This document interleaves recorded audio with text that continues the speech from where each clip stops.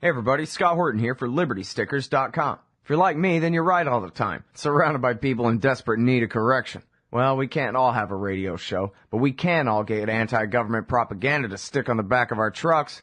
Check out LibertyStickers.com. Categories include anti-war, empire, police state, libertarian, Ron Paul, gun rights, founders quotes, and of course the stupid election. That's LibertyStickers.com. Everyone else's stickers suck. This October 15th through 19th, the Future Freedom Foundation and the Young Americans for Liberty present the College Civil Liberties Tour, the War on Terrorism, Civil Liberties, and the Constitution, featuring from the left the heroic Guardian columnist Glenn Greenwald, on the right former Deputy Attorney General Bruce Fein, and the libertarian leadership of this new realignment, the great Jacob Hornberger, president of the Future Freedom Foundation. That's October 15th through 19th at colleges across the western U.S. Check out fff.org/collegetour.html for more details. Hey everybody, Scott Horton here. Ever think maybe your group should hire me to give a speech? Well, maybe you should. I've got a few good ones to choose from, including how to end the war on terror, the case against war with Iran, central banking and war, Uncle Sam and the Arab Spring, the ongoing war on civil liberties, and of course, why everything in the world is Woodrow Wilson's fault. But I'm happy to talk about just about anything else you've ever heard me cover on the show as well. So check out youtube.com/Scott Horton Show for some examples, and email scott@scotthorton.org for more details. See you there. All right, y'all, welcome back to the show here. I'm Scott Horton, and first up, our only guest on the show today, it's Pepe Escobar from the Asia Times, the roving eye. Welcome back to the show. Pepe, how the hell are you, man? Hey, man. Fantastic to be with you again. Greetings from South America this time. Well, good. I'm very happy to have you back on this side of the planet. Well, on that side, but sort of this side, too. You know what I mean. You can divide hemispheres this way, longitude or latitude, you know. I should tell you, the guys in the chat room, they love you. They love you. They're chanting, Pepe, Pepe. When the hell is Pepe going to be on? Hurry up and start interviewing Pepe, would you? That's what they say. So, I just thought you should know. Hey, listen, for some reason I just cannot really care about this, but something tells me it's kind of important. I don't know. Would you please explain to me why the Americans hate Hugo Chavez so much? He's in the news because he just got reelected. He's stood for election over and over again and keeps winning and winning.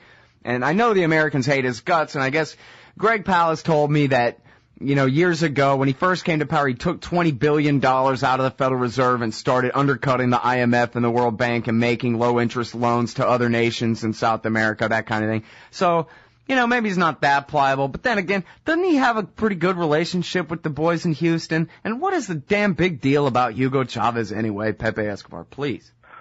Well, it's the usual Cold War and post-Cold War mindset in Washington. If you're not a client state, if you're not a satrapy, if you're not pliable, you are one of our enemies. This happened with Mossadegh in Iran in 1953. This has been happening with the Iranians for the past 30 years, just because they have a theocratic system.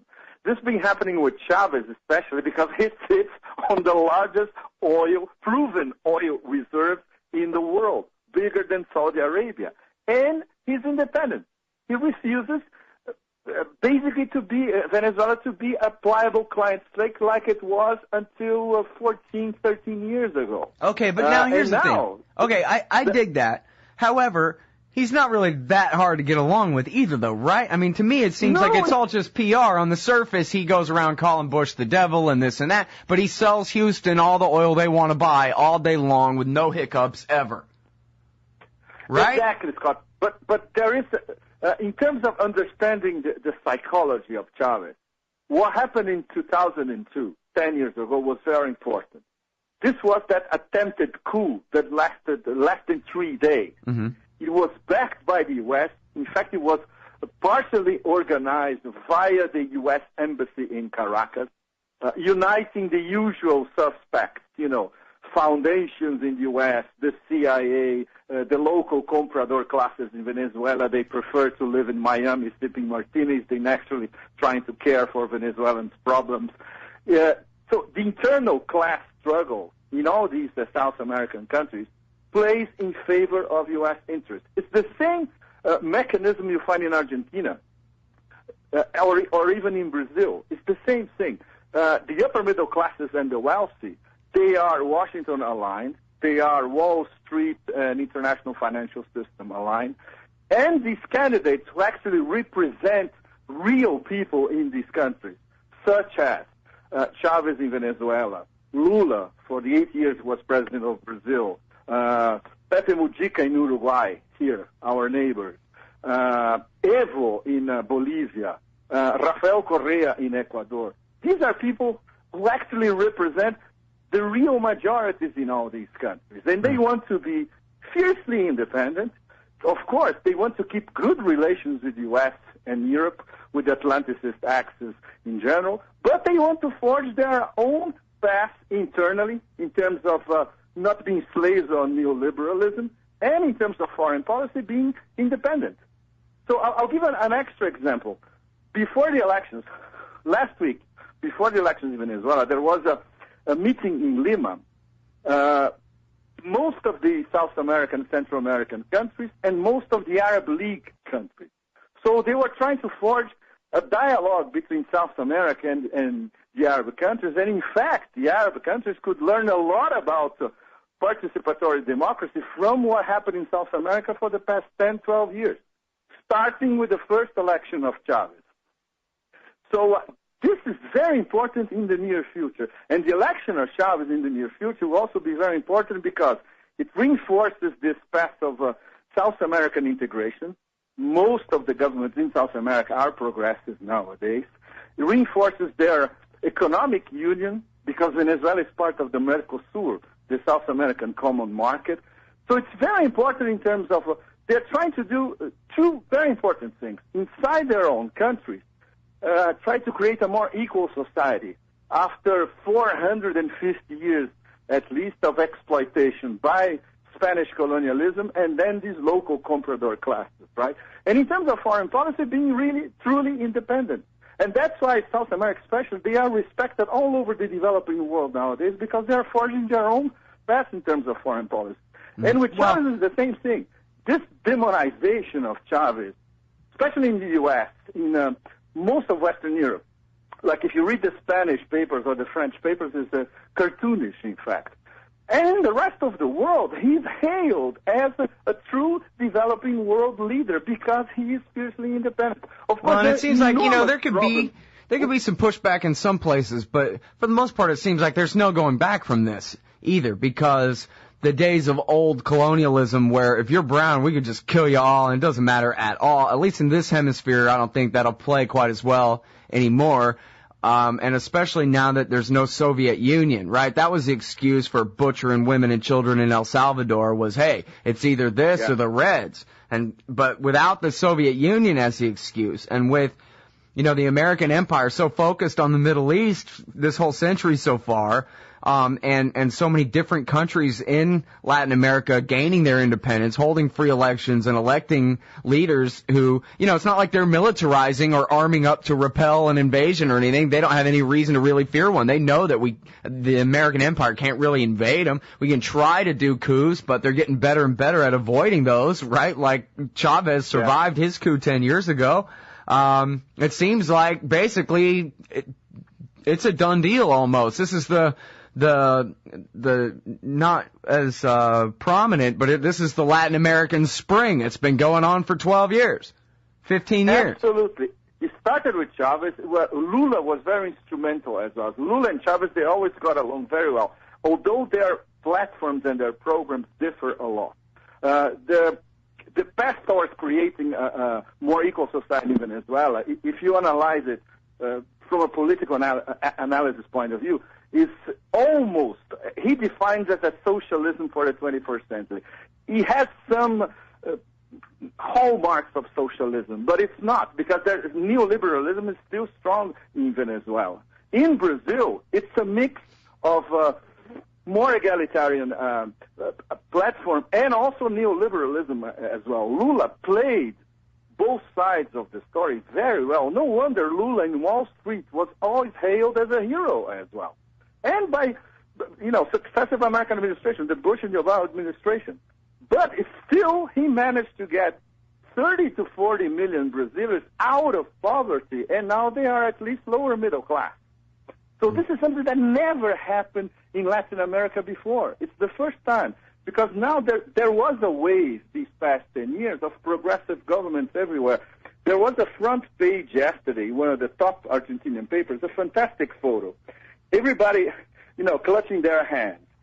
Chavez, Evo from Bolivia, Dilma from Brazil, Rafael Correa from Ecuador, Mujica from Uruguay, and Cristina Kirchner from Argentina. That's the front page. And this sums it all up, what happened for the past 10 years. And we'll keep going with the re-election of Chavez, Of course. Now, hey, when they say they're complaining more and more publicly about the American-imposed war on drugs, is that, I don't know. I mean, whenever I hear anybody say the war on drugs ought to end, I don't get my hopes up. I don't see it ending in my lifetime, man. But then again, maybe that's just because I've heard it so many times, but that doesn't mean that the last time I heard it, really, it was worthless. And I see all these Latin American leaders complaining about it to the United Nations and complaining about it to the U.S. Is that really a measure of this newfound independence, that there's a real push to end the drug war? Because actually, as everybody can tell, it's much more destructive down there where the supply comes from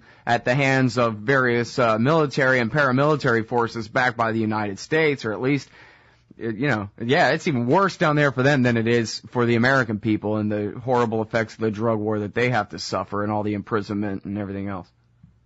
Look, Scott, in a nutshell, the war on drugs in Colombia is a war against poor Colombian peasants, period. This is the story. It's being sold as a war on drugs. It could have been, if it was really war on drugs, they could have destroyed all these cartels and sub-cartels. The whole thing splintered after they killed Pablo Escobar, in fact. But I always wondered if that guy was your cousin or something. No, he was the real deal.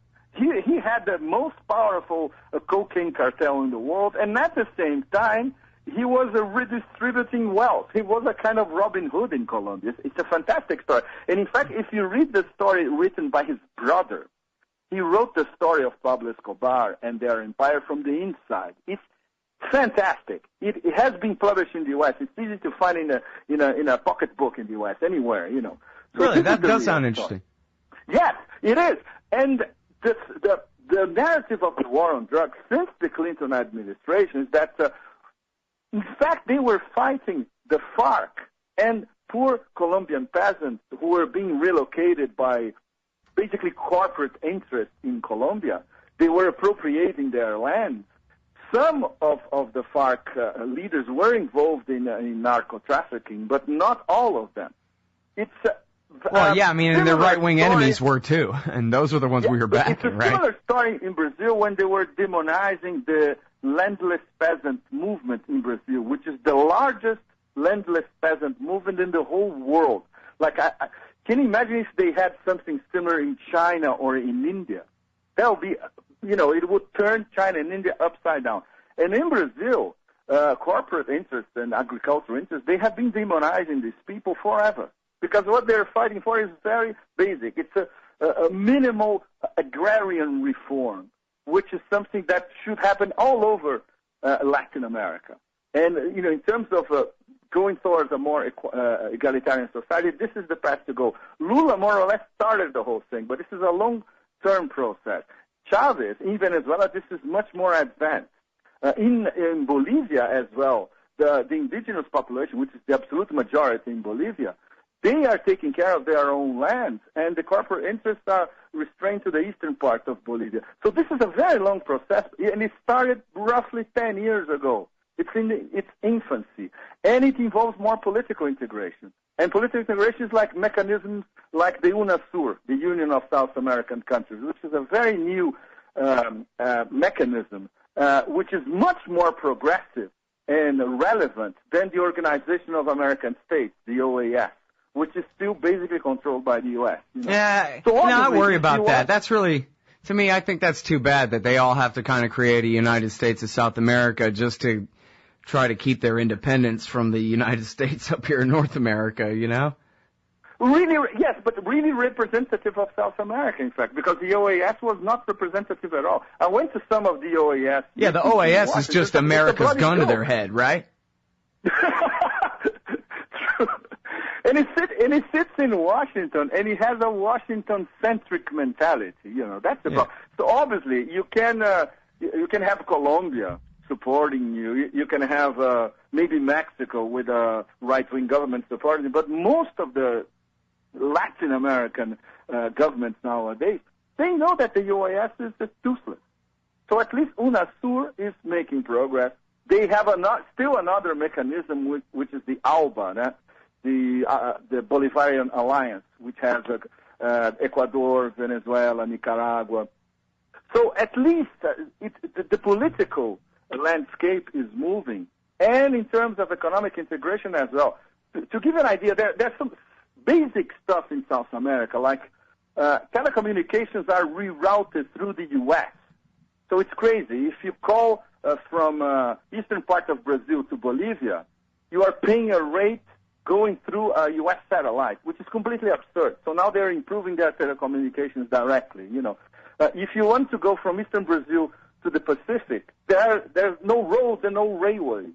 So they're still building the South American equivalent of the new Silk Road, from eastern Brazil to the Pacific in Bolivia. So you can unite South America as well. So, and this never happened before because the ruling classes in all these countries, they never bothered to. So the 1% in South America is as aggressive as the 1% in the U.S. All right, well, because I want to ask you about Mexico, because in Mexico the drug wars killed tens of thousands of people, and I guess the last guy that came in was an American stooge, even more so than Vicente Fox, is that right? And he came in saying, I'm going to win this drug war once and for all by militarizing the hell out of it. And this gets to, I think, what you said about they could crush the cartels if they wanted. I don't think they can. They just end up creating new ones, right? Like kill Pablo Escobar, you just, Scott, get 100 new Escobars. The key thing is demand. The demand from the American market, it's always there and it's always growing. Is it true that the CIA has just picked sides and backed the Sinaloas against the Gulf and the Zeta cartels? Of course, because the CIA, they always have their own route, just like they still have their own route for trafficking heroin and opium from Afghanistan via Central Asian countries. It goes to Dushanbe in Tajikistan, and then to Turkey, and then to the rest of Europe. Of course, the CIA, they always had their, since Laos in the 60s, they always kept their drug lines open from Southeast Asia to Central Asia and to South and Central America. I don't get it, though, because don't they have all the free money in the whole wide world they could possibly need that they can just print in secret? They probably have their own printing machines, the CIA. The hell do they care? Exactly. Why do they need to even sell opium or heroin anyway? Maybe we should go to Washington to ask that question in person. Obviously, whenever I mean, like in the 80s, I can see where, there was the Boland Amendment, and so, they were trying to find a real off-the-books covert way of raising some funds for the Contras, that kind of thing. But that's an exception. Yeah. I mean, otherwise, they have all the money in the world. They have these black budgets where Congress doesn't even know what the price tag is. It's just a blank check. But I would say this is still a reflex of the Cold War that never ended. Remember, Mitt Romney a few months ago was talking about the Soviet Union. They still think in Cold War terms. Yeah, well, and you know what? I saw Colin Powell was saying, wow, I don't know what you're talking about. But the truth is, and actually all that Romney did was say the truth there. That from the point of view of the American empire, in fact, Vladimir Putin referred to this the other day when he was smacking down John McCain. I don't know if you saw the clip, but he said, look, they're afraid of us because we're independent and we have all these nuclear weapons. And so that means they can't do anything about our independence. And so it drives them crazy because they want to conquer the whole world and they're pissed off because they can't conquer us. By the way, Scott, now that you mentioned, if you analyze what has filtered from Mitt Romney's foreign policy, we are all doomed, in fact, because it's basically war against Iran next year, total interference in Syria, maybe including a NATO war in 2013, damn the Palestinians, confront the Soviet Union, a.k.a. Russia, and give help to the Chinese. And don't forget trying to destabilize Chavez as well. Right, and it's just like everybody said in the media. Glenn Greenwald was making fun of this too. Everybody said that this proves two things. One, this is the worst foreign policy that we've ever been threatened with, and it's no different at all from Barack Obama's. Exactly. In terms of the shadow wars, there is no difference. There is a difference in terms of amplifying the shadow wars that the Obama administration is already fighting, including the South American angle and expanding interference in Syria. Because Obama, for the moment, obviously cannot even think about not leading from behind in terms of Syria. And now Turkey is providing the perfect pretext. Because this thing that is happening now in the Turkish-Syrian border, it smells like a false flag. In fact, these mortars that's what Phil Giraldi said yesterday, too. From Syria, these mortars are probably sold or transshipped from Saudi Arabia. Just like the BBC 2 or 3 days ago, they actually saw a crate of weapons from Saudi Arabia in northern Syria.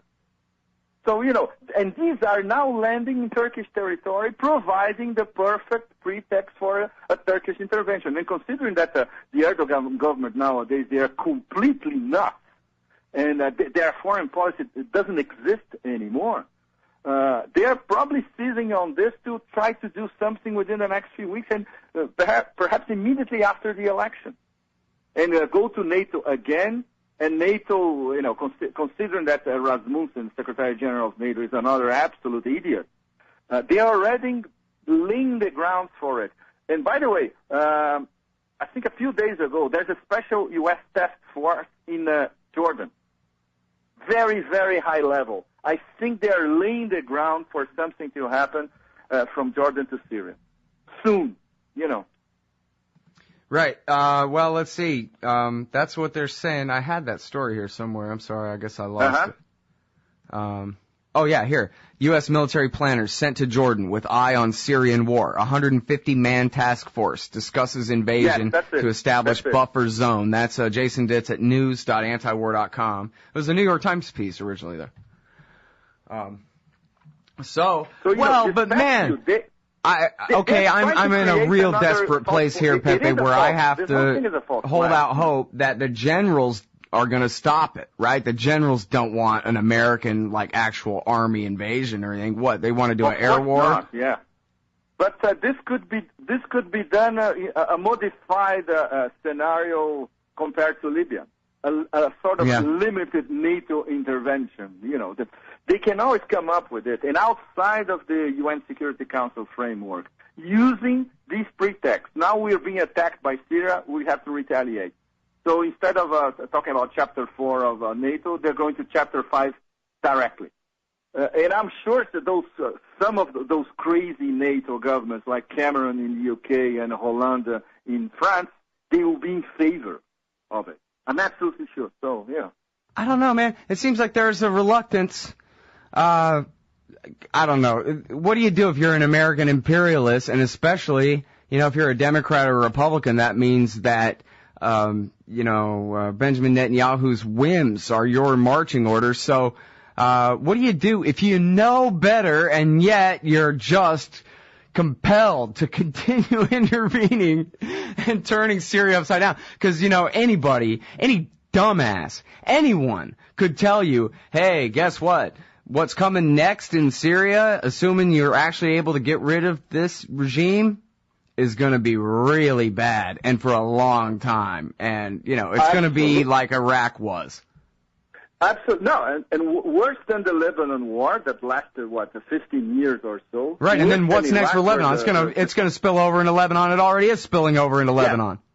Exactly. And Syria is much bigger, and the ethnic makeup is even more complex than in Lebanon.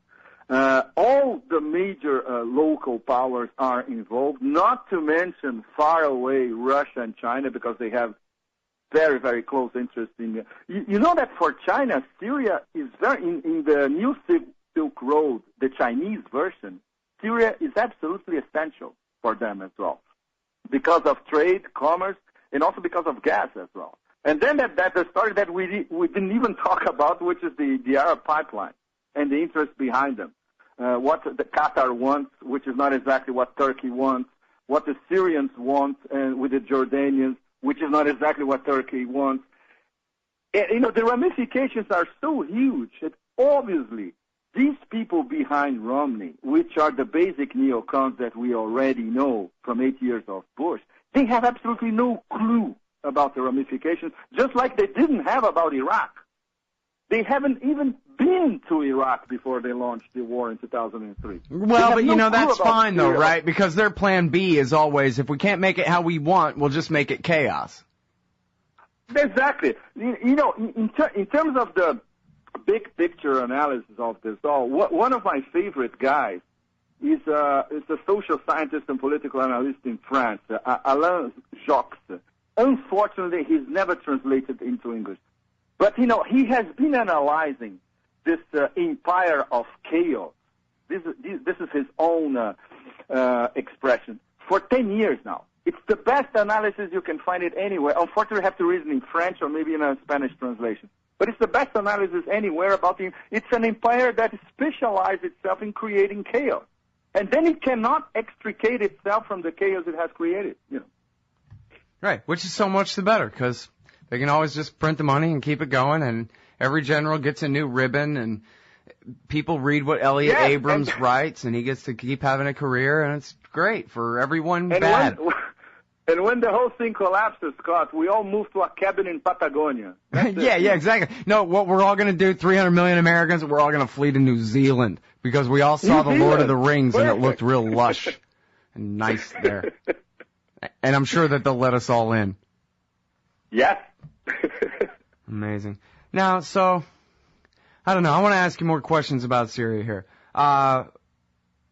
In the short term, you think this, the border thing with and I agree that it looks, let me know if you know anywhere specifically we can read facts about this, but it certainly looks to me too like, the rebels are shelling Turkey, trying to give the Turks an excuse to go ahead and invade. But do you think that they're going to go with that? I mean, I forgot if you mentioned it or not, but I'm sure you know the people of Turkey sure as hell don't want an invasion of Syria. Is that what they're getting here?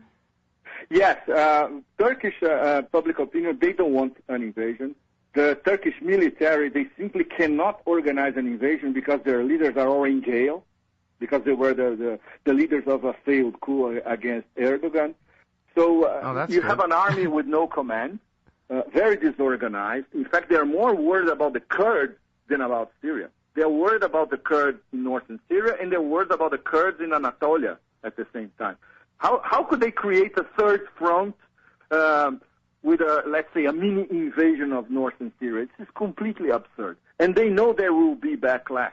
Well, did they have the planes where they could just try to, which this doesn't work. I mean, you saw it took 9 months or something in Libya, but I know that politicians have this fantasy that the Lockheed commercial that they saw is real and that they can get a decapitation strike with a well-placed air campaign, Do you think that they'll fall for that crap?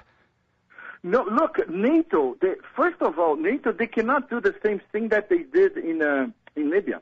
The softening up of Gaddafi's army was done by those Tomahawk cruise missiles launched in the first 2 days of the war. So this was the African part of the Libya war. Over there in Syria, this is not going to happen. First of all, because most of the Syrian heavy tanks, the artillery and aircraft, they are concentrated in urban centers. Can you imagine if you are bombing a huge urban center? Collateral damage, in the first day of the war would be dead in terms of collateral damage. There's nowhere they can bomb in Syria where there are no civilians. Nowhere. The Syrians are not stupid enough to have columns of tanks sleeping in the desert, for instance, just like in Libya. So there will have to be some sort of land invasion in northern Syria. NATO is not going to go for it. Not under these economic conditions. No way. If we have Romney in early 2013, I think all bets are off, of course. But the moment, no. And there's another element that is very important. Apparently, the rebels, the Syrian rebels near the border, they are running out of ammunition. This was something I was trying to confirm with some of my Lebanese sources. They are usually very well informed. They are not absolutely sure, but they say, look, compared to a few weeks ago, they have less ammunition because the Saudis are sending less stuff, because apparently they were pressured by the U.S., in fact, because these weapons are ending up in the hands of who? For instance, Ansar al-Din, which is an al-Qaeda affiliate in northern Syria. These are the guys who bombed a military installation near Damascus, I think, 2 days ago or so. So these are the guys who are actually getting the heavy weapons. And obviously the myth that the CIA is screening who are the good terrorists and who are the bad terrorists is an absolute myth, of course. Because, the Salafi jihadis and the hardcores are really getting the weapons. But still there are less weapons flowing. So we're going to see within the next few weeks if that is true. Mm-hmm. Then probably these mortars landed in Turkey, they will cease for good. But hey, let me ask you this. Does this even count as a civil war or a rebellion at all, or is this entire thing simply just a foreign mercenary terrorist army? Is there any legitimacy to this rebellion? I mean, clearly Assad runs an authoritarian police state, so you can see why the average Sunni Arab might want to rise up and overthrow him. This whole thing seems like just a giant, I'm trying not to cuss on the air, but I can't think of another way to describe it. It's Scott, you're basically right, because it's morphing from a civil war towards a foreign mercenary army infiltration. I mean, the protests were legit in the first place, but then, the CIA came and stole your protest movement. Absolutely. Absolutely. It happens. And in a much wider scale than in Libya as well. In Libya, you always had historic grievances, especially from the eastern part of Libya, tribal grievances against Tripoli. Not only economic, but also religious. In Syria, you see, most of the Sunni business classes in Syria, they are part of the government, or they are allied with the Assad regime and the Assad clan, let's put it this way. So the life was good for them. They were not trying to change. They were trying, okay, let's liberalize the economy a little bit more, but basically the whole thing stays the same. Right. This is what you told me more than a year ago when this whole thing started, was that if the upper middle class, business, political class Sunnis Sunni Arabs in Aleppo and Damascus, if they join the rebellion against the regime, then it's over for the regime. If they don't, it's over for the rebels. They never did. And they never did. And now that, Aleppo is being practically destroyed. In fact, what happened, when they set fire to most of the souk in Aleppo, which, by the way, is the most fantastic souk in the Middle East. It's one of my favorite places in the world, in fact.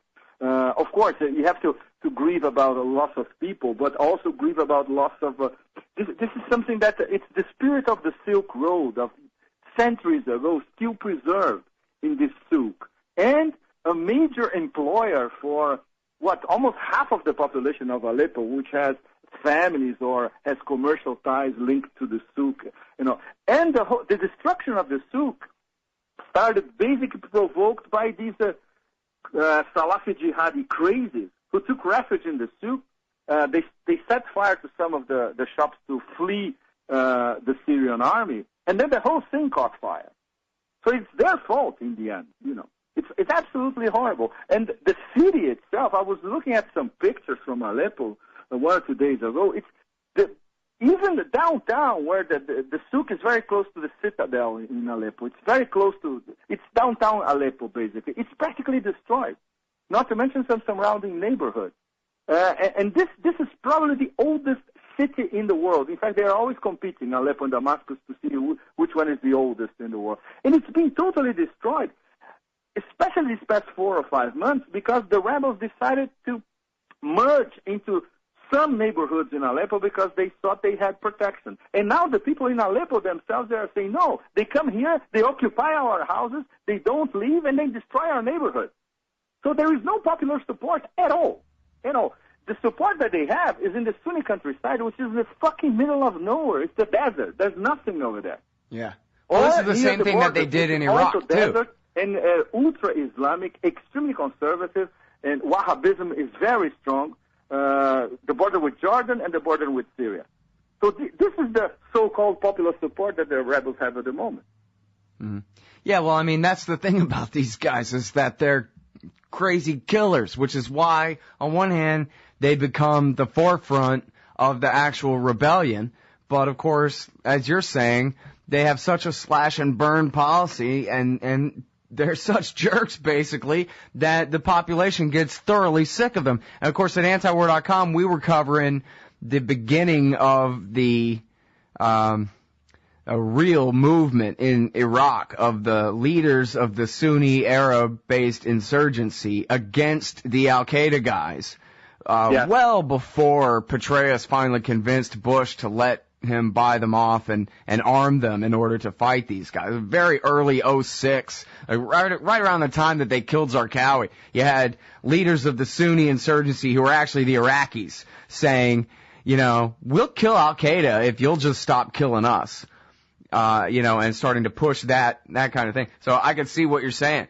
You know, the Al-Qaeda guys, they are absolutely horrible. Same thing happened in Saudi Arabia. They had huge amount of public support in Saudi Arabia. So they started setting off a bunch of bombs in Saudi Arabia in, 2006? And then there's a 95% disapproval rating for Al-Qaeda in Saudi Arabia now because they went there and killed innocent people.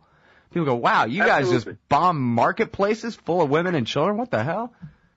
Well, look, this means that Saudi Arabia basically is winning. Well, they win with money. They win with weaponizing. They win in terms of, religious edict or fatwas against anybody that is not Wahhabi. And they win in terms of, if they don't win via their official channels, they can always count on Al-Qaeda because Al-Qaeda is doing exactly what they want, which is try to turn Syria into an emirate, a giant failed emirate. Just like Eastern Libya. Eastern Libya nowadays, for all practical purposes, is practically a separate emirate from Western Libya.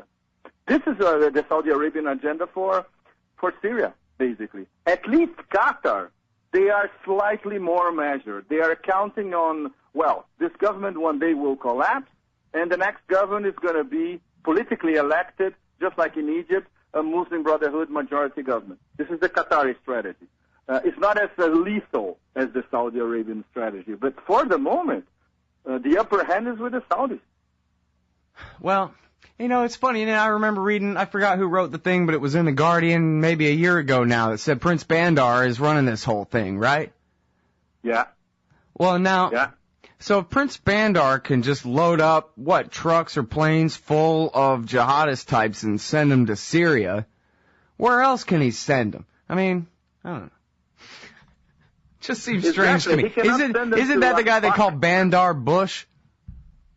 Yes, instead of sending them to Afpak, that was so 1980s, 1990s, right? You send them to Syria. And the guys were already in Iraq. They just crossed the desert border. Very easy. As long as they are not raising hell inside Saudi Arabia, which is the utmost fear of the House of Saud, it's fine if they're raising hell elsewhere in the Middle East. Of course. Hey, but you know what? Arab republics, of course. Don't try to raise hell in another petromonarchy. Well, was he helping to arrange Saudis to go and travel to Iraq to fight against the Americans there? Because, I mean, that really was that whole civil war was sort of a proxy war between Saudi Arabia and Iran, wasn't it? With America on the side of Iran in that one. Gulf money, especially from Saudi Arabia, they are helping hardcore Sunni jihadis from Iraq to transfer to Syria, to go cross-border all the time. In fact, most of the Free Syrian Army commanders, they are Iraqi Sunnis. They are not Syrians at all. This has been established for at least 3 or 4 months now.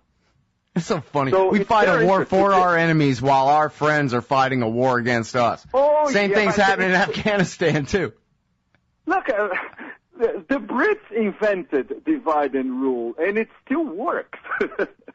Yeah, well, I don't know. It doesn't seem to work very well. Well, I guess it depends, right? Whose interest? Hey, I'm going to ask you this because I just thought of it and I've been meaning to, and I think I've asked you this before. It seems like, for the most part, Benjamin Netanyahu and his government don't say very much about what's going on in Syria, or at least whatever it is that they are saying doesn't get very much coverage. And so I wonder whether they have a policy of just let the Americans and the Saudis and the Qataris do whatever insane thing they're doing and wait and see what happens. I would expect Netanyahu to be yelping like a little dog if he was against what they're doing. But then again, I can't imagine that he would really let a war like this go by without participating in it somehow either. And I just wonder what you can tell me about the Likud point of view on what's happening in Syria right now, and any participation that anything that the Israeli government is doing in furtherance of the so-called revolution there. Look, the thing that they are so, in fact, the Likud and the coalition supporting Netanyahu, they are so concentrated on demonizing Iran. They have forgotten about the rest of the Middle East. In fact, not only Syria, but Egypt and Israel, Palestine as well. So the whole thing for the past few months, especially in the U.S., is this relentless demonizing of Iran campaign. They still don't know how to relate what's going on in Syria. They are, as you said correctly, they are letting the Turks, the Saudis, the Qataris, and the Americans leading from behind to actually try to do something, to change the dynamics. At the same time, they are not unhappy with a Syria that is totally paralyzed. The army is basically inefficient because they are caught inside a civil war or a war against a foreign intervention. So they're not going to threat Israel by any means. They never did, in fact. So as long as Syria is bogged down in this horrible situation, it suits these Israelis. What they don't know if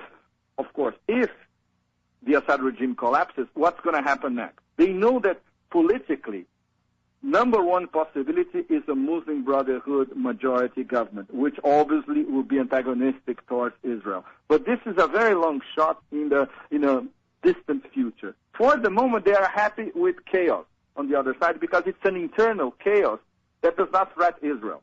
So they keep on reconcentrating on the demonizing Iran campaign. And now, I'm sure they are analyzing that now Mitt Romney seems to have a shot now, after what Obama did last week. So if they have Romney in power, then from the point of view of Netanyahu and Likud, all their problems are solved because there will be intervention probably in both Iran and Syria, to the benefit of Israel, of course. Mm-hmm.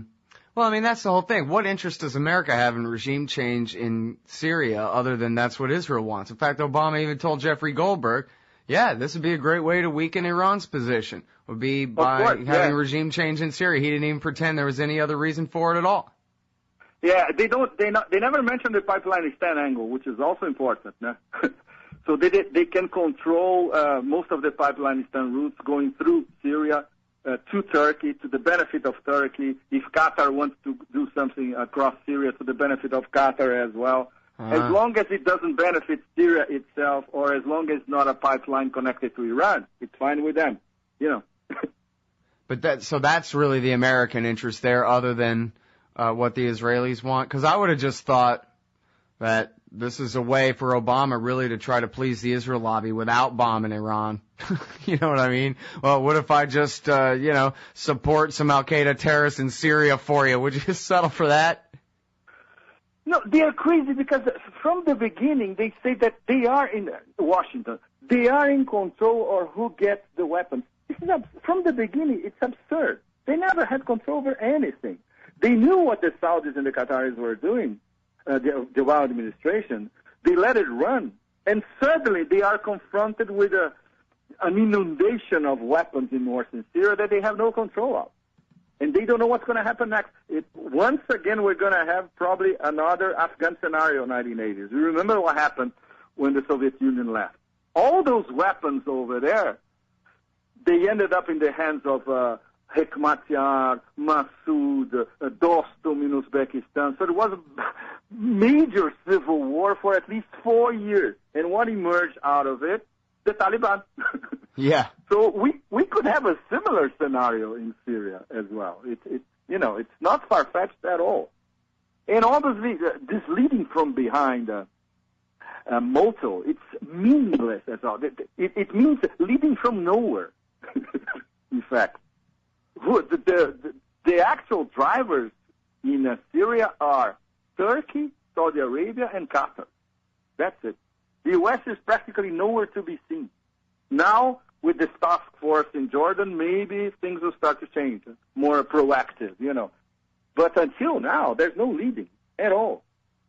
Well, In fact, once again, it comes back to our argument of the empire of chaos. It's as if the Obama administration was betting, okay, chaos all over, nobody knows what's going on, not even us, in fact, but as long as it stays like this, simmering chaos, it's fine. Mm-hmm. Well, now, I was talking with Con Hallinan yesterday, and he was mentioning about the weakening of the King of Jordan's position, King Abdullah. Can you tell us more about that? Because that's kind of all important. That's Israel's number one sock puppet in the region right there. Absolutely. Well, so how precarious is his position now? Exactly. I'm waiting for a piece from one of our new contributors.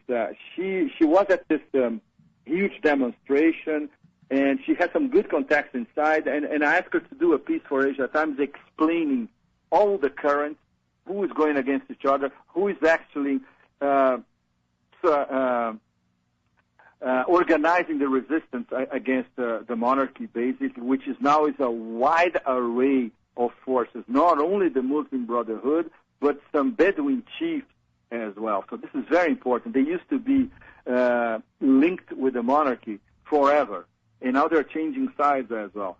So, and yes, it is a very, very wobbly monarchy. It's, practically about to fall because of their internal contradictions, because of those 60% of Palestinian refugees, now the Syrian refugees, the Bedouin tribes who want more participation, Muslim Brotherhood who know that they have a shot of capturing power, And obviously, because the king is very a close ally of Tel Aviv, basically. So they are more worried, in fact, about Jordan nowadays than they are with Syria.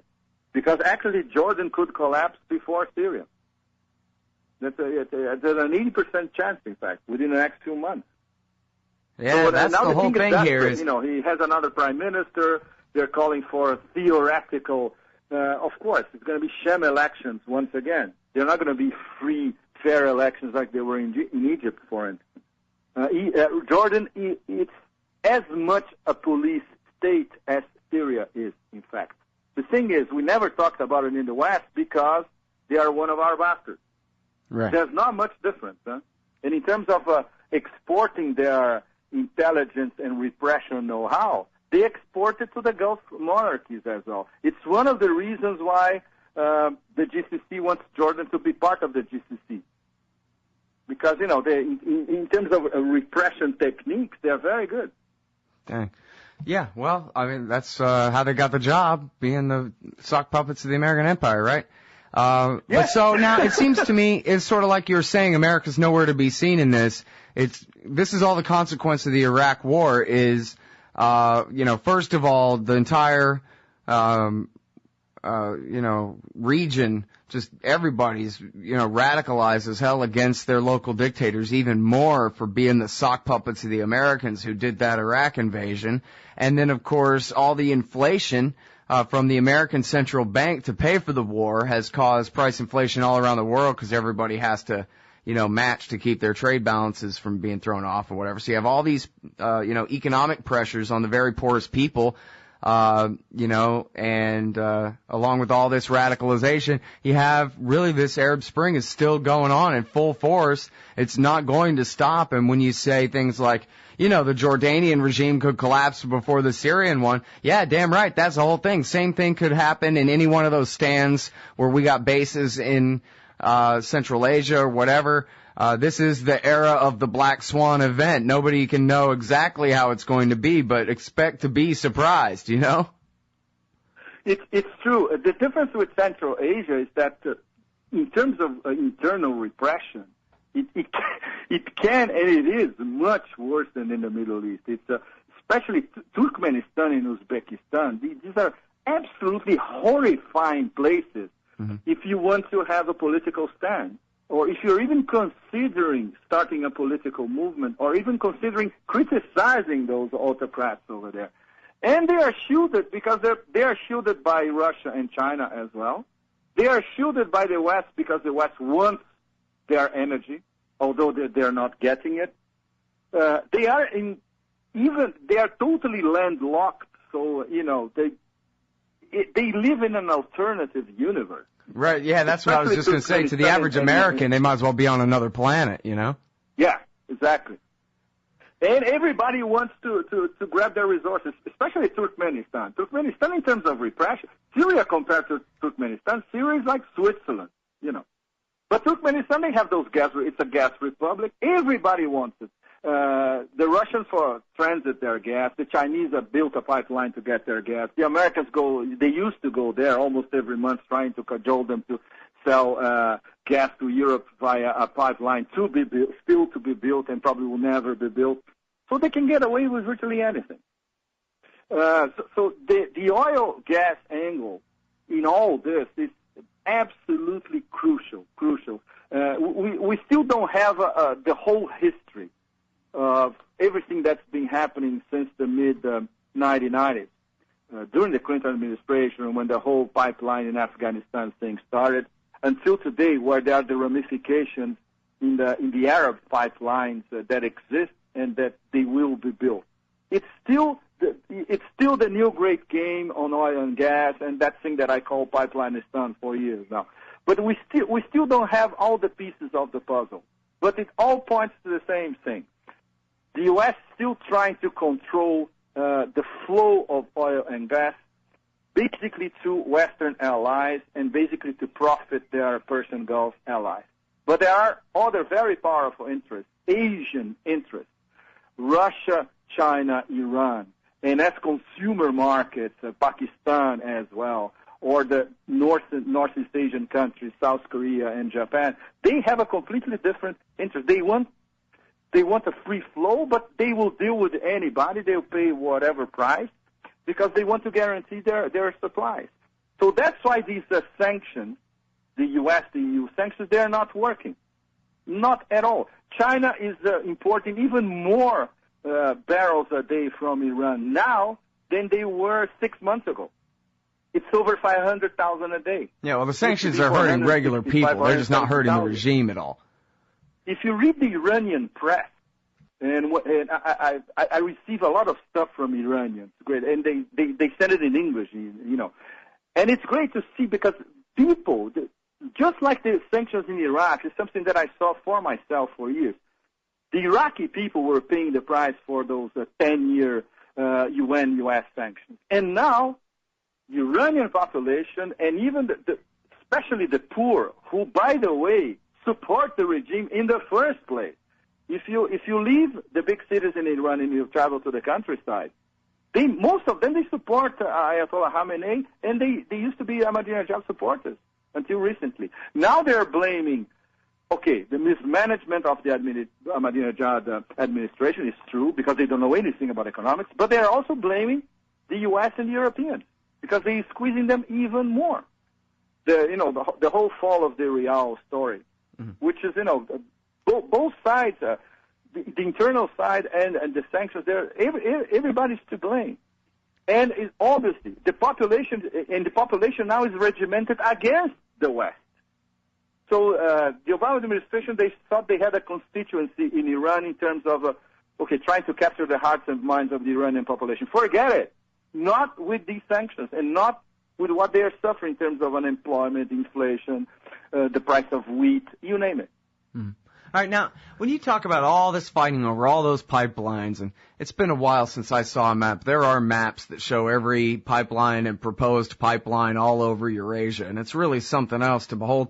And it's, obviously, as you're talking about, it's the province of states because, hey, you're talking about very long pipelines that cross international borders all the time, whatever. There's nothing like any sort of free market here. Every bit of this is state interest, but I wonder, how like in your view of the world and how this all works, who's zooming who's in charge? Like, for example, maybe someone just chanting no blood for oil would just assume that this is all just what Houston wants and that the oil companies are the ones in charge, running the policy that has the American empire working so hard to control every soda straw sticking under every, Great Lake in Eurasia and trying to suck all that oil out from under there. But I wonder if that's really the way you see it. Maybe it is. I'm not necessarily saying I don't think it is that way, but is it just, a matter of strategy and back to, Mitt Romney and John McCain and their view of Russia? And it's really just about, different defense establishments trying to one-up each other, still fighting the Cold War? Or, what's so damn important about which way the pipelines flow? Because after all, it's a world market and it's literally a liquid commodity. So exactly. There's one price. I mean, in Venezuela, they'll give you a big subsidy or whatever. But for that, otherwise, in general, it's one price for oil on the planet. So who cares? That's the problem. We always, it's very short-sighted because we always come back to that Cold War mindset.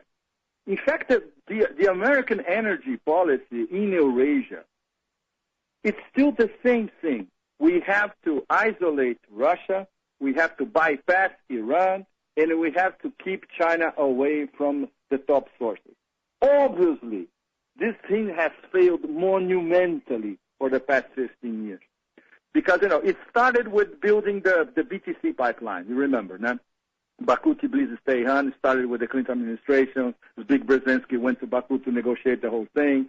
They built a pipeline that cost 1,000% more than if they built it through Iran because they wanted to bypass Iran in the first place. So, through Azerbaijan, through Georgia, and then in Turkey. It didn't solve all the problems because there was not enough gas for the Europeans with only one pipeline. They needed other pipelines. And they cannot build 3 or 4 BTCs. No investor is crazy enough to invest $4 or $5 billion in very dangerous pipelines and without knowing where the gas is going to come from. And most of the gas that could solve all these problems in terms of supplying the Europeans, it could be in Turkmenistan, it could be in Iran, it could be in Qatar. In Qatar, they don't have the pipelines to deliver to Europe. That's something that we were discussing last time we talked. The threat of the Emir of Qatar to invade Syria. Because basically the Qataris would like to build their own pipeline and Syria is on the way. So Qataris could sell their gas directly to Europe. Turkmenistan, they play everybody against each other. It's fantastic because they play the Russians against the Chinese against the Americans, you name it, because they would like to get the best possible terms to export most of their gas to Europe. And for the moment, they're exporting to China because China went there. They said, what do you want? Anything you want. So let us build the pipeline and you sell us gas for 30 years. They build the pipeline, so they're getting Turkmen gas for 30 years. So the U.S. is losing again in Turkmenistan. And China, they have their strategy all over Eurasia, dealing with the Central Asian states and dealing with Russia as well. The Russians are building 2 Siberian pipelines to China as well. So big oil, Western big oil, they don't count in these. Most of Eurasia, they don't count. They count in the Persian Gulf. But the Persian Gulf, when you think about gas, most of the gas is in Iran, in fact, more than Qatar.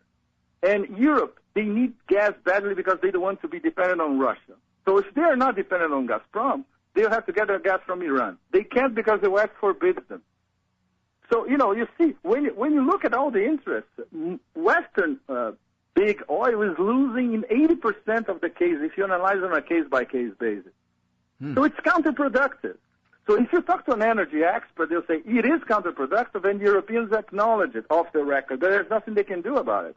And nobody could change the minds of the Clinton, Bush 1 and 2, and Obama 1 administration. Okay, let's try to rearrange the West foreign policy in terms of energy. Let the Europeans strike deals with whoever they want, and even us, because then we're going to get the cheap gas from Eurasia as well, for our allies and for ourselves in the U.S.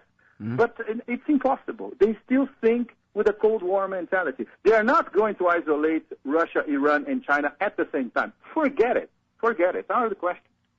All right, we got to leave it there because we could keep going on, but somebody's got to draw a line somewhere. Thank you so much, Pepe. I'll talk to you again soon. Thank you so much, Scott. Always a pleasure. It's great to have you on.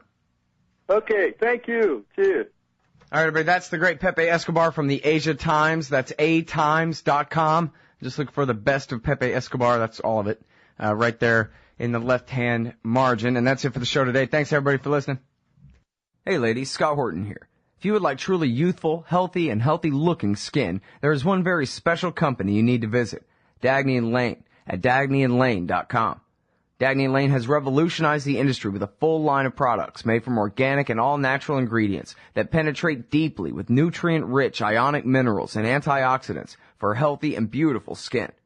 That's Dagny & Lane at dagnyandlane.com. And for a limited time, add promo code SCOTT15 at checkout for a 15% discount. So you're a libertarian, and you don't believe the propaganda about government awesomeness you were subjected to in 4th grade. You want real history and economics.